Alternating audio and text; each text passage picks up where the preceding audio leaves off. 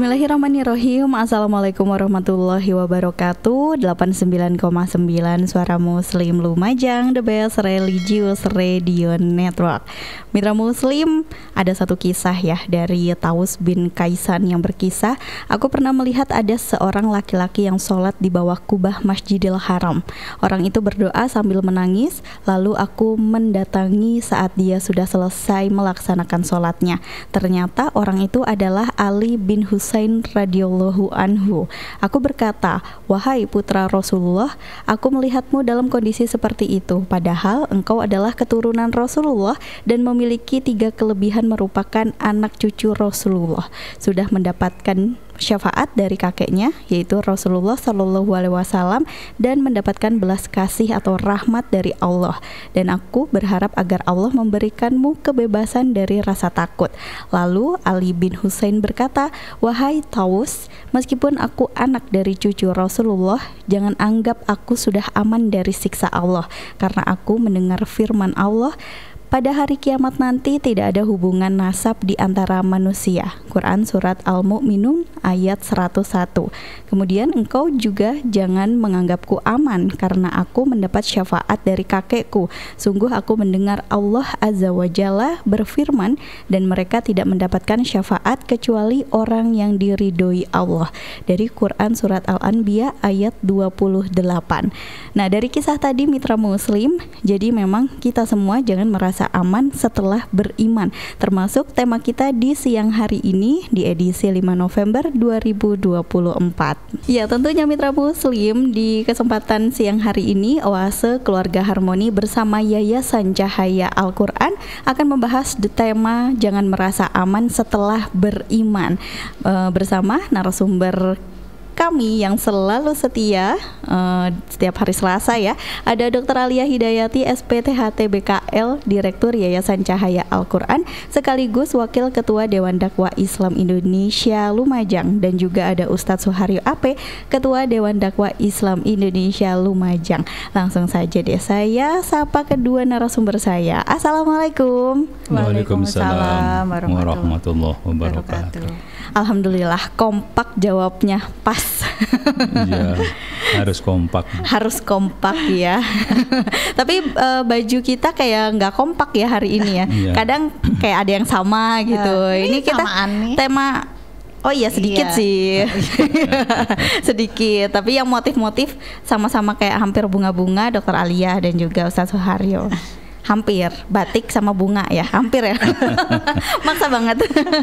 Bagaimana kabarnya Bu Dokter dan juga Ustadz Suharyo? Alhamdulillah. Meskipun di tengah kesibukan gitu ya. Wow, jadwalnya nih padat banget. Ustadz Suharyo ke sana, Bu Dokter ke sini gitu. Nggak ketemu jadinya. Lo ketemunya hari Selasa di sini, ketemunya di sini. Ada yang menarik loh Bu Dokter, temanya yang dipilihkan Bu Dokter ya. Jangan merasa aman setelah beriman. Kalau dari mindset saya, kalau sudah beriman ya kayaknya bakal aman deh gitu. Nah, ya ini menarik ya, karena lagi rame ya fenomena apa itu namanya, karena ini ya sudah paham ilmu, dalam hal ini ilmu agama, kemudian seolah-olah nih ya semuanya jalan lurus lah yang dilalui.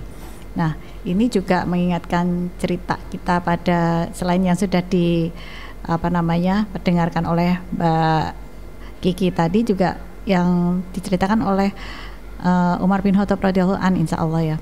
Itu beliau itu kalau berdoa itu sampai bercucuran air mata karena takut, walaupun beliau sudah luar biasa ya dalam keimanan dan dalam amalan beliau sehari-hari itu, tapi beliau takut kalau itu nggak diterima oleh Allah. Saking beliau takutnya, jadi beliau itu dalam berdoa itu sampai bercucuran air mata karena takut tidak diterima amalan yang sedemikian banyak itu, tapi juga yakin bahwa Allah itu punya Rahman Rohim gitu. Jadi memang sifat seorang mukmin itu harus wasatun, di tengah-tengah, harap-harap cemas lah. Jadi kita tidak boleh berputus asa atas rahmatnya Allah, tapi kita juga tidak boleh kepedean. Mudahnya nih, simpelnya adalah kalau kita sudah beriman kemudian merasa lebih dibanding yang lain. Nah, ini kan iblis ya sifatnya ya. Itu kita bisa tergelincir.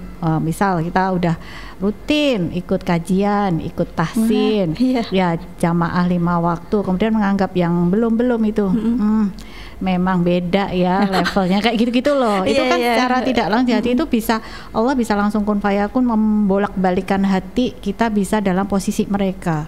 Karena kan kita nggak tahu ending kita toh. Nah, maka dari itu kita harus selalu menjaga iman kita ini supaya aman dengan selalu merefresh gitu loh, supaya nggak di default sama Allah. Bahasanya gini. Itu caranya gimana refresh? Selalu sering-sering diulang la ilaha illallah. Itu cara merefresh iman. Cara merefresh iman ya. Memang kita seharusnya setiap hari seperti itu ya, Bu Dokter ya. Harus menyebutkan la ilaha illallah Muhammadur Rasulullah itu harus sering-sering diulang. Kemudian yang berikutnya kita harus mempunyai berteman atau mempunyai komunitas yang sefrekuensi dalam hal keimanan, jelas ya, dalam amalan kebajikan. Karena istiqomah itu kalau sendirian berat. Enaknya bareng-bareng ya. Jadi ada yang ngajak gitu ya, ngajak dalam kebaikan. Iya, betul.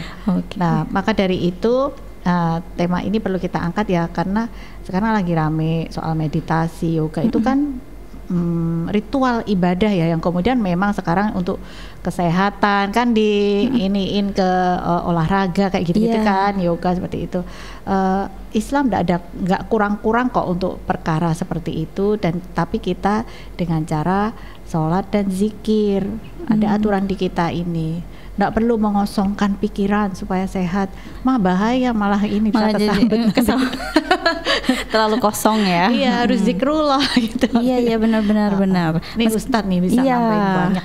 Iya benar.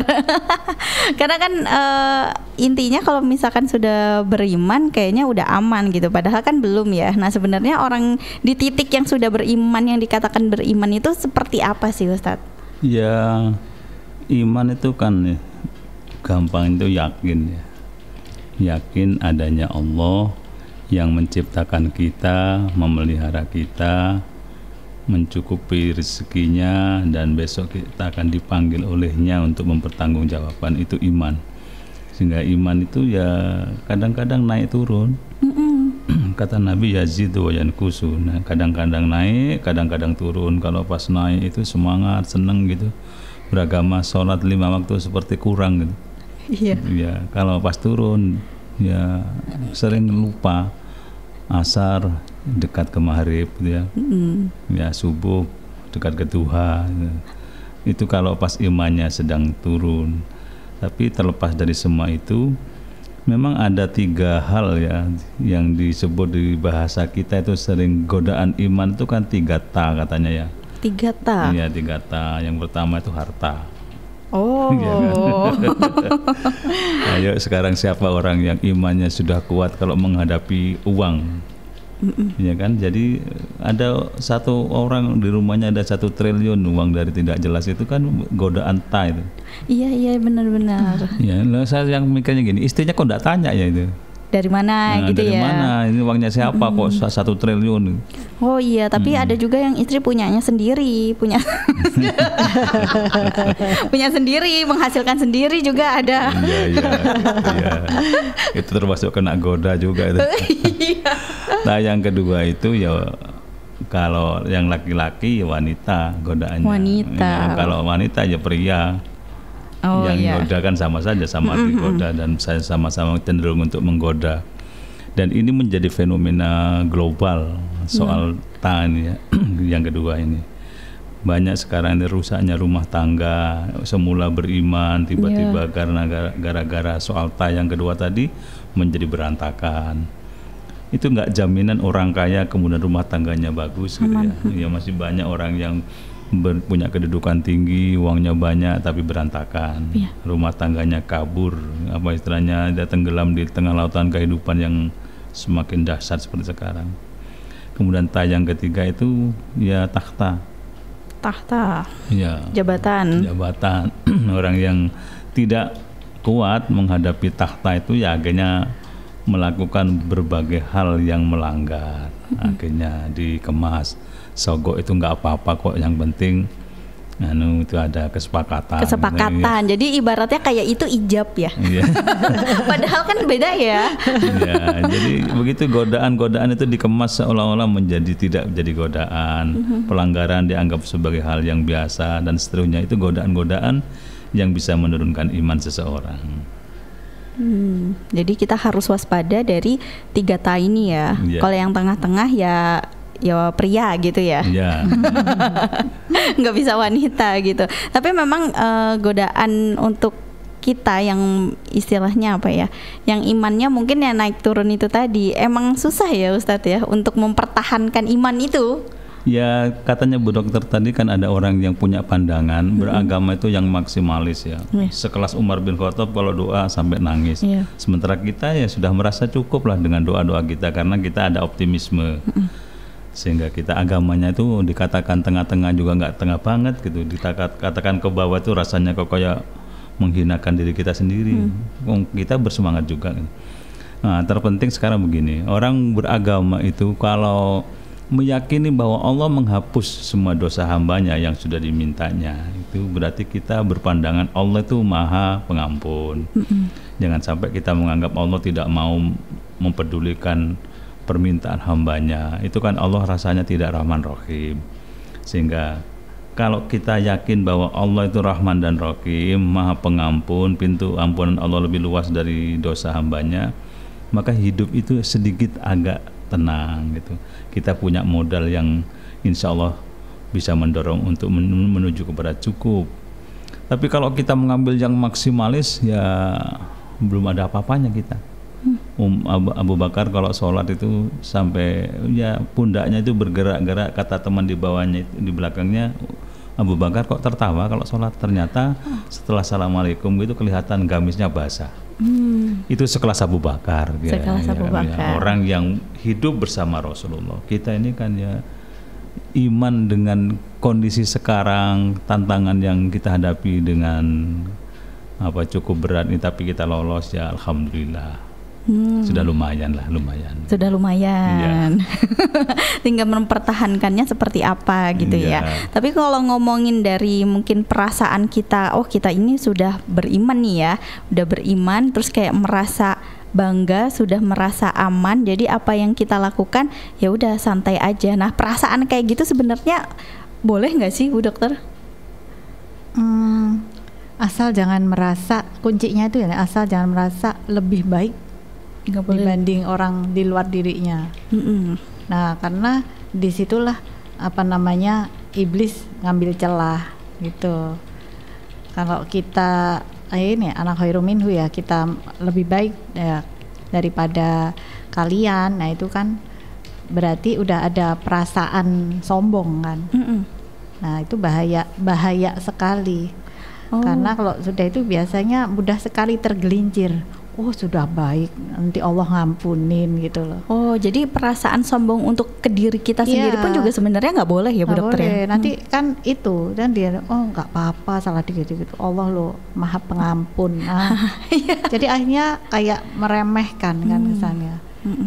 Nah, itu hati-hati. Pada prinsipnya kita harus selalu bersyukur ya kalau hidayah itu masih menyapa hati, apapun amalan yang bisa kita kerjakan, karena memang nggak semua hati bisa dapat itu. Iya, karena nggak semuanya bisa dapat itu ya, dan bisa mempertahankan juga gitu ya. Iya, hanya hati yang tertentu aja yang dikasih. Asal jangan hati yang tertukar loh, bukan ke situ. Hati yang terluka. Hati yang terluka itu. Kayak judul lagu akhirnya. Ustadz Suharyo tahu lagunya? Ya, tahu sekarang ini. Oke, kita jeda dulu ya Bu Dokter dan juga Ustadz Suharyo. Pertanyaan saya juga masih banyak ini ke Ustadz dan juga Bu Dokter. Nanti kita lanjutin lagi obrolan kita, diskusi kita. Jangan merasa aman setelah beriman. Ya Mitra Muslim, kembali lagi di Oase Keluarga Harmoni bersama Yayasan Cahaya Al-Quran. Dan kita masih membahas tentang jangan merasa aman setelah beriman. Jadi memang apa ya, di lingkungan kita gitu, mungkin kita sering banget gitu ya melihat bahwa ada seseorang yang mungkin kita rasa oh dia sudah beriman gitu, oh kayaknya udah aman banget ya hidupnya gitu, udah aman banget, dia bisa sholat 5 waktu ke masjid, dia bisa mengaji, dia bisa menyisihkan waktunya gitu memang untuk ibadah gitu. Tapi ternyata memang kita tidak bisa lihat dari luarnya saja, kita juga harus memiliki rasa khawatir untuk diri kita sendiri gitu ya mitra muslim, kita tuh udah aman apa belum sih gitu. Ternyata kan nggak semudah itu untuk meyakini diri kita bahwa kita sudah aman ya Ustadz ya, Bu Dokter ya. Karena kan kita sendiri manusia biasa, untuk di titik aman itu kayaknya masih jauh dan juga kurang gitu ya. Iya, karena kita ini mencurigakan sekali. Nah itu dia gitu, untuk di posisi aman kayaknya kita masih di tahap apa ya, mungkin levelnya dari 1 sampai 10 kita masih belum sampai 10 gitu ya Bu Dokter ya. Maka memang ada baiknya kita itu selalu mencurigai diri kita sendiri sehingga kita nggak sibuk ngurusin iman orang lain. Oh iya benar. Gitu. Tapi gimana kalau misalkan yang karena kita mainnya pasti dunia media sosial gitu ya, udah luas banget gitu, yang bukan hanya sekedar tetangga kanan kiri yang kita tahu, tapi dunia luas juga. Nah, misalkan public figure gitu, yang kita sudah meyakinkan oh dia udah aman gitu, tapi ternyata ada konflik gitu, ada yang kok seperti ini gitu, jadi kayak tanda tanya gitu. Nah kalau kayak gitu aman gak sih gitu? Ya sebagai netizen yang awam ada baiknya kita menahan lisan dan jari ya, nggak perlu ikut berkomentar, nggak perlu ikut memberikan pendapat atau bagaimana, karena kita juga belum tahu pastinya gimana. Cuman kita bisa ikut cek ya, itu tempat seperti apa, seumpama kayak gitu ya, itu komunitas apa yang diikutin dan sebagainya. Itu membuat kita oh ya, sekelas orang-orang yang paham ilmu agama pun hati-hati ya, bisa tergelincir. Apalagi kita itu untuk pengingat, reminder bagi diri kita sendiri, bukan kita jelekin si A si B ternyata gitu, enggak gitu juga. Jadi cukup diam gitu ya. Iya, mengambil pelajaran, mengingatkan di lingkungan kita, terutama keluarga, jangan sampai ya kita ini bermudah-mudah untuk menyerupai ritual agama orang lain, menyerupai kebiasaan keagamaan orang lain seperti itu. Karena jatuhnya minimalnya syubhat, nanti khawatirnya murtad kan gitu. Takut ya kalau endingnya ke situ gitu ya. Karena tanpa kita sadari gitu loh. Ya hati-hati. Tapi banyak kan yang dipoles dengan satu kegiatan tapi itu katanya untuk kesehatan. Iya, maka kita lihat seperti apa kegiatan tersebut, diadakan di mana, kegiatan tersebut step by stepnya seperti apa sih, apakah memasukkan unsur-unsur ibadah atau sebagainya gitu.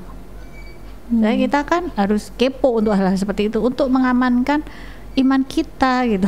Iya benar. Iya, karena kehilangan yang paling menyedihkan itu adalah kehilangan Allah.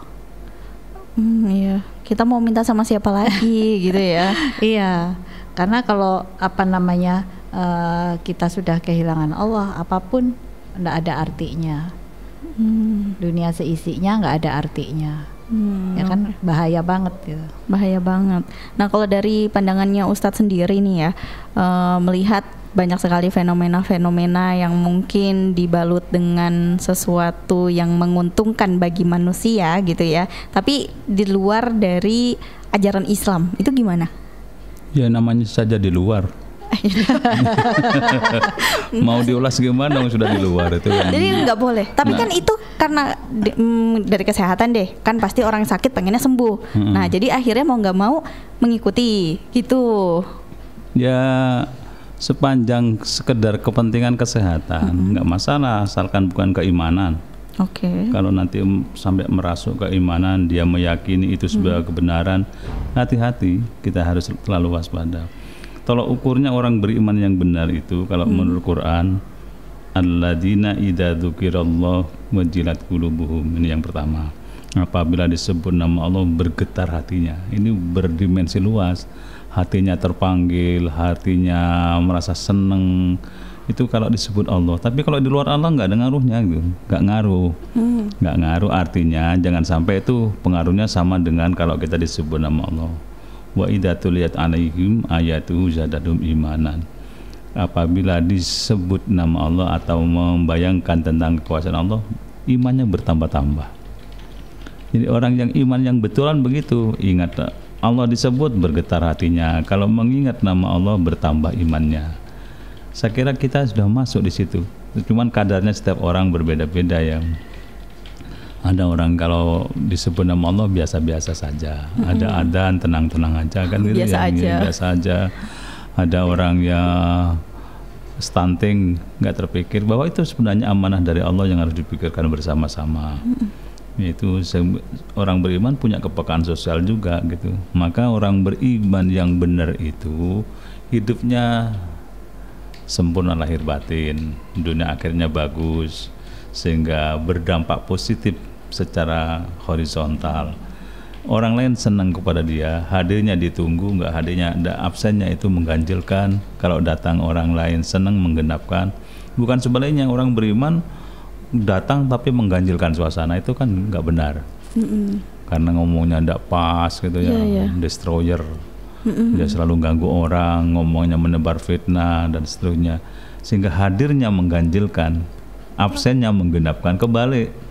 Orang beriman yang baik datangnya menggenapkan, absennya mengganjilkan. Ditunggu di mana ya Mbak Kiki itu sekarang kok nggak ada, padahal vaksin. Tapi ada juga nih ya Ustadz ya, mungkin di antara circle kita gitu ya, entah itu tetangga atau lingkungan kita sendiri gitu, ada salah satu yang mungkin dia itu dalam bahasa, dalam cerita itu sebenarnya positif, tapi karena dia menonjol banget gitu, jadi akhirnya yang lain kayak males gitu. Itu jadi yang salah itu kitanya yang malas mendengarkan atau gimana Ustadz? Ya bagi dua aja. Yang satu jangan terlalu menonjol, yang satu jangan terlalu minder. Nah, nanti ketemu pada satu titik kebersamaan menuju kesempurnaan hidup bareng-bareng. Karena di surga itu kalau sendirian juga gak enak. Iya mesti nyari teman. Iya sih. Jadi kadang kan kita misalkan ada ya beberapa, masalah salah satu yang ngomongnya mungkin dia terlalu tinggi gitu kan, ya terus ngomongnya kayak menurut kita kayak kurang pas gitu loh, kayak kurang pas aja, seharusnya dia ngobrolnya nggak pas momennya ini deh gitu. Jadi akhirnya kan ngebuat akwat gitu ya. Apa iya gitu. Jadi gimana Bu Dokter? Akwat ya, canggung gitu ya. Iya. Jadi gimana itu? Yang salah mungkin kitanya ya, malas mendengarkan atau Iya, ya pokoknya intinya kalau yang bisa dipersalahkan tuh tentu diri kita dong. Masa kita nyalahin tetangga, nggak mungkin lah, tambah meledak-ledak nanti, menyala nanti tetangganya. Iya.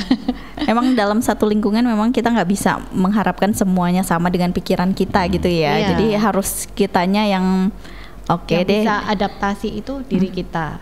Kita nggak bisa mengharapkan lingkungan yang beradaptasi terhadap diri kita. Iya. Jadi ya, di lingkungan seperti apa kitanya yang harus bisa beradaptasi supaya untuk nantinya kita menebar kebaikan sebagai jalan dakwah kita gitu loh. Kalau belum kita masuk ke suatu lingkungan itu harus tunduk pada kita, tentu akan memberontak kan, itu akan menyala semua nantinya. Itu kan. Iya. Nah kalau dari peristiwa, enggak ya, kejauhan ya kalau peristiwa ya. Dari hal-hal yang viral gitu ya di akhir-akhir ini gitu tentang, yaitu berarti katanya Ustadz Suharyo kan kalau tidak sampai mengganggu keimanan kita nggak apa-apa gitu ya Ustadz ya.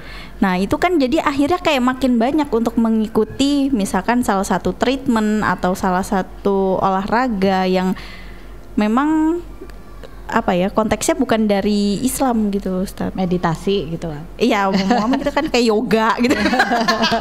Soalnya itu makin banyak yang gitu. Biasa-biasa saja, kalau motivasinya tidak diluruskan bisa salah. Misalnya saya kalau tidak ke Bu Dokter Alia nggak bisa sembuh. Coba kalimatnya. Yang menyembuhkan bukan Bu Dokter kan? Iya. Ya Allah, semuanya perantara Bu Dokter. Allah memberikan kesembuhan. Maka semua itu harus dilihat dari konteks batin orang itu tuh bener apa enggak. Ikut yoga misalnya, ambil dari olahraganya saja kan nggak masalah. Ya kan? Ya, ambil pernafasannya. Kalau kalau nggak begitu nggak bisa nafas. Padahal kan nggak usah diajarin kalau bernafas. Iya sih, iya. Terus ada lagi Ustaz.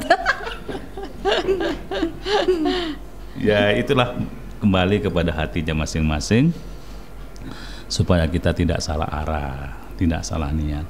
Jadi semua itu bisa saja tergelincir kalau niatnya salah. Tapi kalau misalnya hal-hal yang sudah benar, terus niatnya benar, itu yang hebat, luar biasa. Di zaman Rasul itu begitu, sahabat-sahabat Nabi semua itu kan ada juga yang tiba-tiba menurut Nabi nggak pas. Misalnya Abdullah bin Mas'ud, ya Rasulullah, saya didoakan supaya saya kaya gitu. Dilirik sama engkau Abdullah bin Mas'ud, yang cocok kamu itu ya sekarang ini. Kalau Allah kabulkan, saya bisa aja berdoa dan kamu kaya. Nanti hatimu nanti melenceng. Ya kan nggak kuat. Seperti Korun itu kan, berdoanya minta kaya. Setelah dikaruniai kekayaan melenceng. Ditarik zakatnya, katanya ini hasil keringat saya sendiri, tidak mau dia. Begitu seterusnya, semua ini kehidupan ini sudah ada takarannya, ada takdirnya, ada kodoknya, sehingga kita harus tunduk dan mengikuti apa yang sudah digariskan oleh Allah sesuai dengan doa yang kita ucapkan. Jadi nggak semuanya istilahnya Allah menitipkan itu ya sesuai kemampuan kita ya. Kalau kita misalkan statusnya sudah ada di sini, misalnya status ekonominya di sini, ya sudah, mungkin ya kita mampunya di sini. Takutnya kalau dikasih harta yang lebih besar, kita nggak bisa mengelolanya. Nah di situ, tapi tetap kerja keras penting. Itu seperti kalimat mujahadah itu. Kerja keras kan itu, kerja keras sungguh-sungguh, serius, nyari harta juga harus serius. Perkara hasilnya segitu ya itulah yang terbaik. Karena ada orang yang potongannya nggak siap untuk kaya, ada. Ada potongannya nggak siap untuk kaya ya? Ada. Seperti dulu ketika SD/SP itu kemudian ada orang dapat 1 miliar. Waktu itu uang 1 miliar kan luar biasa. Iya. Dia kan uangnya diambil, kemudian dia hanya lompat-lompat di sekitaran uang itu, dikitari gitu, seperti orang api unggun.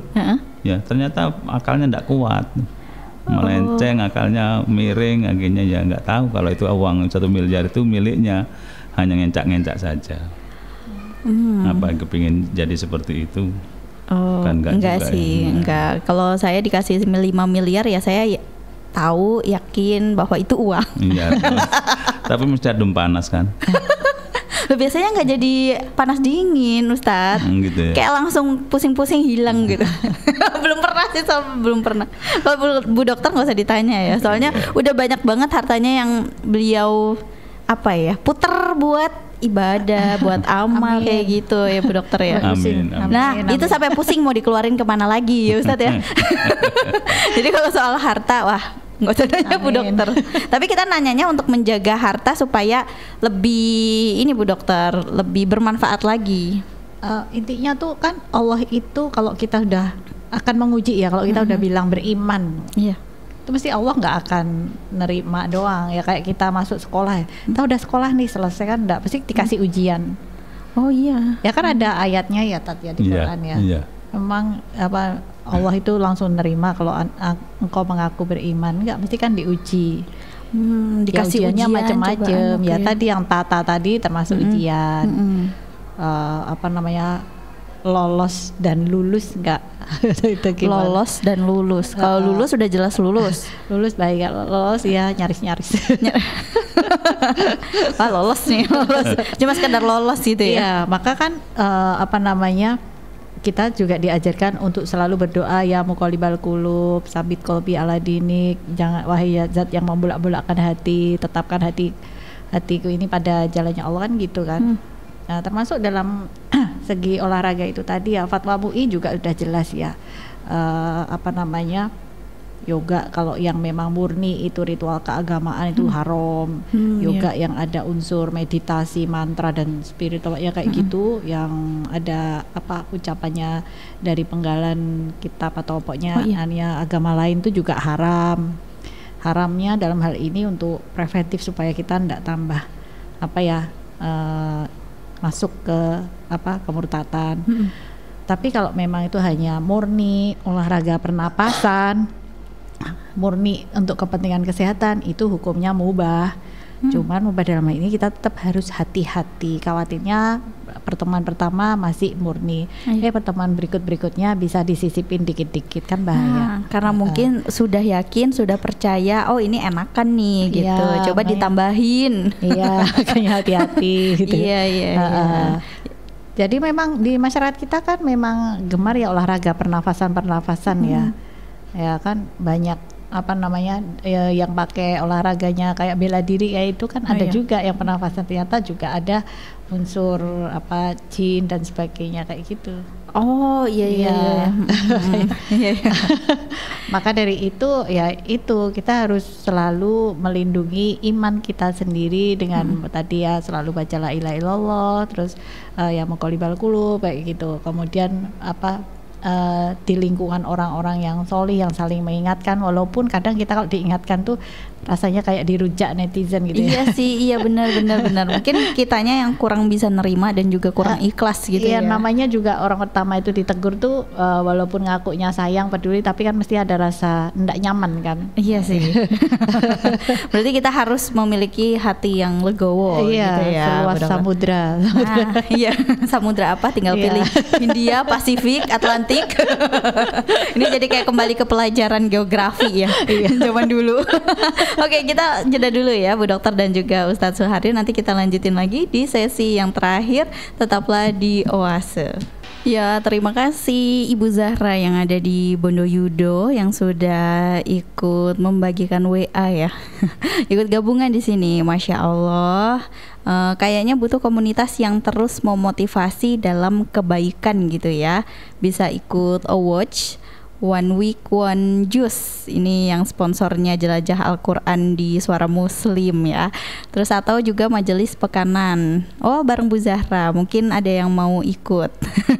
Ini juga termasuk yang positif ya Ustadz ya? Iya, positif. Ibu-ibu lebih telaten. Oh, ibu-ibu lebih telaten. Lebih telaten. Ada gerakan ini komunitas tahajud misalnya saling membangunkan gitu. Oh iya. Ada komunitas puasa Dawud itu ibu-ibu yang di Al-Huda itu ada gitu. Oh iya. Itu telaten mereka itu. Jadi benar-benar ya vibes-nya positif gitu ya Ustadz. Sangat positif. Memang perlu ada ikatan-ikatan begitu itu untuk menjaga komunitas itu ya. Kalau nggak ada sebenarnya nggak apa-apa karena itu kesadaran internal. Tapi kalau ada kekuatan dari luar yang saling membentengi itu sangat berarti. Oh iya, terima kasih untuk Bu Zahra ya. Siapa tahu ini juga bisa didengarkan mitra muslim, jadi akhirnya bisa ngebentuk suatu komunitas kebaikan yang positif juga gitu ya. Ini kan karena salah satu cara untuk membuat iman kita tetap terjaga ya Ustadz ya. Insyaallah iya. Selain itu, nah ini pertanyaan juga emang yang sudah saya siapkan untuk menjaga iman kita tetap nggak usah muluk-muluk di atas, tapi misalkan kalau kita sudah melaksanakan sholat duha ya berarti duha terus, maksudnya istiqomah gitu, karena kan istiqomah juga berat ya. Iya, ada memang tausiah yang menurut saya itu bisa melemahkan. Contoh, ibadah itu nggak harus banyak, mampunya kalau nggak kuat puasa ya jangan puasa. Bisanya apa gitu, misalnya bisanya cuma, nah ini cumanya itu membatasi diri.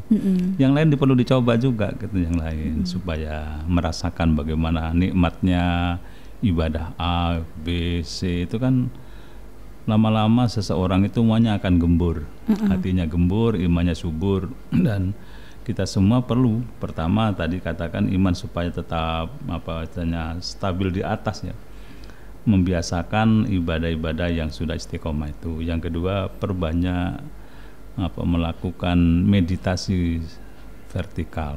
Ini ya, langsung ke Allah langsung ke Allah. Misalnya bagaimana kita beristighfar, mohon ampun dari semua kesalahan. Enggak apa-apa kita mengulang-ulang bahwa kesalahan yang lalu itu jangan sampai kemudian kita nganggap wes selesai sudah, saya kemarin kan sudah tobat gitu.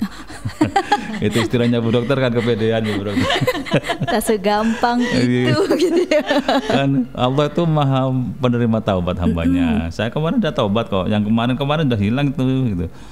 Ya itu terlalu kepedean juga gitu ya.